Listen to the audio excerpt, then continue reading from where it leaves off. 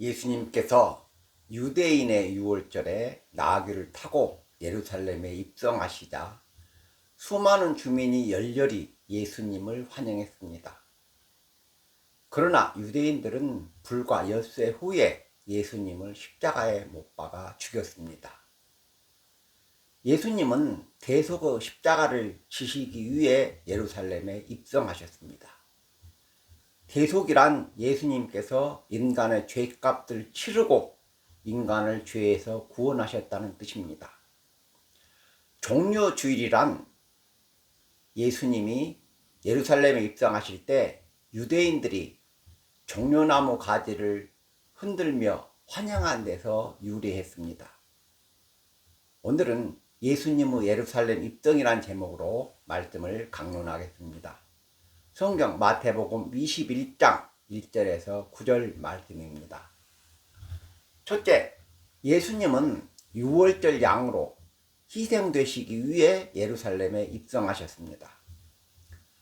바울 사도는 고린도전서 5장 7절에서 우리의 유월절 양이신 그리스도께서 희생되셨다고 말씀하셨습니다.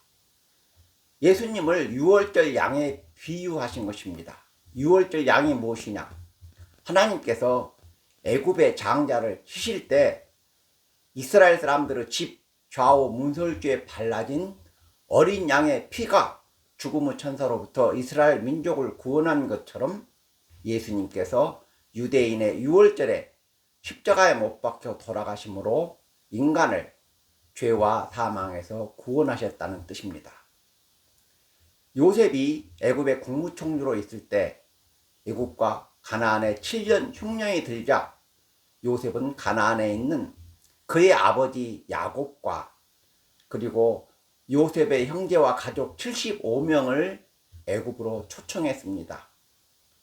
세월이 흘러 요셉이 죽고 요셉을 알지 못한 왕이 애굽을 다스리면서 야곱의 후손은 애굽에서 노예의 신분으로 전락하여 심한 고난과 압제를 받았습니다. 고난에 처한 이스라엘 민족이 하나님께 기도하자 하나님은 모세를 통해 애굽 왕에게 이스라엘 민족을 돌려보내라고 말씀하셨습니다. 그러나 애굽 왕이 여호와가 누구냐? 나는 여호와를 모른다고 돌려보내지 않자 하나님께서 애굽에 대한 심판으로 애굽 사람의 장자와 짐승의 첫 새끼를 다 죽이셨습니다. 그러나 애굽에 있던 이스라엘 민족은 한 사람도 죽지 않았습니다. 애굽의 장자를 치는 심판에서 이스라엘 민족을 구원한 것이 무엇이냐? 유월절 어린 양의 피입니다. 하나님께서 애굽의 장자를 치실 때 이스라엘 민족에게 어린 양의 피를 좌우 문설주에 바르라고 말씀하셨습니다. 하나님께서 죽음의 천사를 보내 애굽의 장자를 치셨는데 좌우 문설주에 양의 피가 발라져 있는 집은 들어가지 말고 넘어서 지나가게 하셨습니다. 그래서 유월절이라고 합니다. 유월절로 번역된 말은 넘어서 지나간다는 뜻입니다. 바울 사도께서 예수님을 유월절 양에 비유하신 것은 유월절 어린 양의 피가 애굽의 장자를 치는 재앙에서 이스라엘 민족을 구원한 것처럼 예수님께서 유월절에 십자가에 못 박혀 돌아가셔서 인간을 죄와 사망에서 구원하셨기 때문입니다. 예수님은 인간을 구원하기 위해 유대인의 유월절에 유월절 양으로 예루살렘에 입성하셨다는 것을 기억하시기 바랍니다. 둘째, 예수님은 그를 믿는 자들의 왕으로 예루살렘에 입성하셨습니다. 제자들은 자기들의 겉옷을 벗어 예수님이 타실 나귀의 등에 얹었고 군중들은 자기들의 겉옷을 벗어 예수님께서 지나가실 길에 폈으며 어떤 사람들은 나무 가지를 베어서 길에 깔았습니다. 또 많은 백성이 종려나무 가지를 꺾어 손에 들고 흔들며 예수님을 환영했습니다.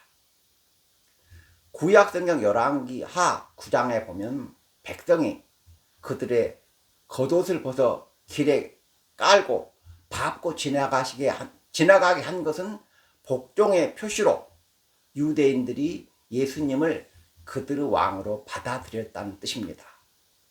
예수님은 그를 믿는 자들의 왕과 그리스도인의 왕으로 예루살렘에 입성하신 것입니다.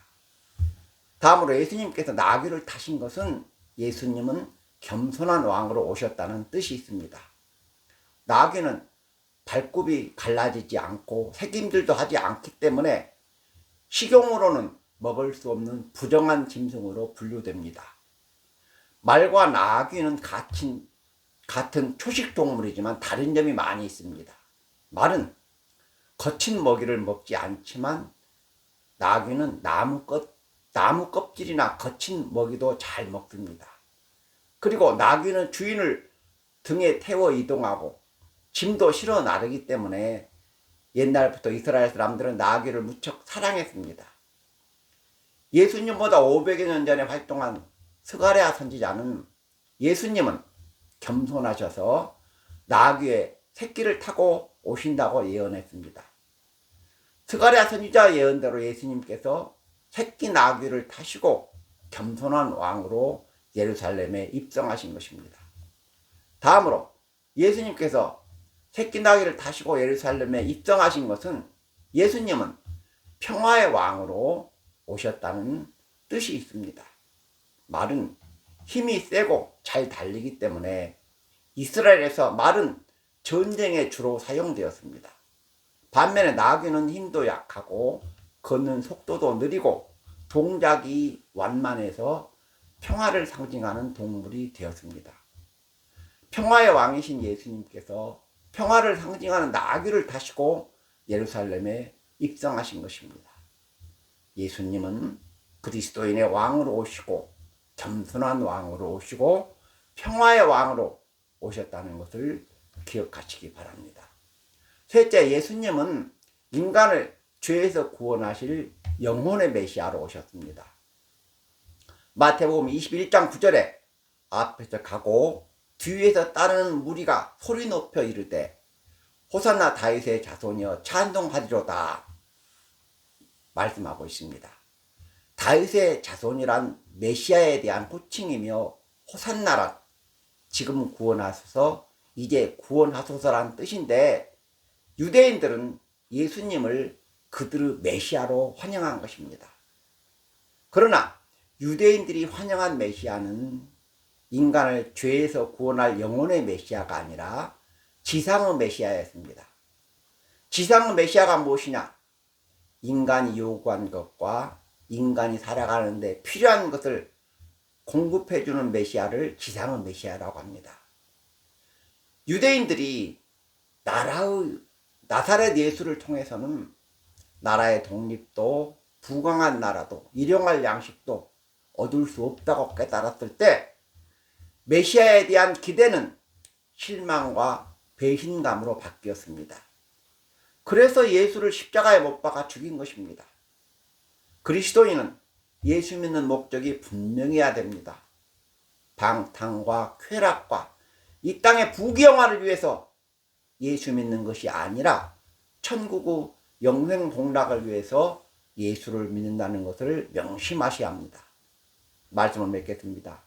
첫째, 예수님은 인간을 죄에서 구원하시기 위해 유월절 양으로 유대인의 유월절에 예루살렘에 입성하셨다고 말씀드렸습니다. 애굽의 장자를 치는 재앙에서 유월절 어린 양의 피가 이스라엘 민족을 구원한 것처럼 예수님은 인간을 죄에서 구원하시기 위해 유월절 양으로 예루살렘에 입성하셨다는 것을 기억하시기 바랍니다. 둘째, 예수님은 그를 믿는 자들의 왕과 겸손한 왕과 평화의 왕으로 오셨다고 말씀드렸습니다. 셋째, 예수님은 인간을 죄와 사망에서 구원하실 영혼의 메시아로 오셨다고 말씀드렸습니다. 예수를 잘 믿어서 천국에서 영생 복락을 누리시는 성도 여러분이 되시기를 주님의 이름으로 축원합니다. 아멘.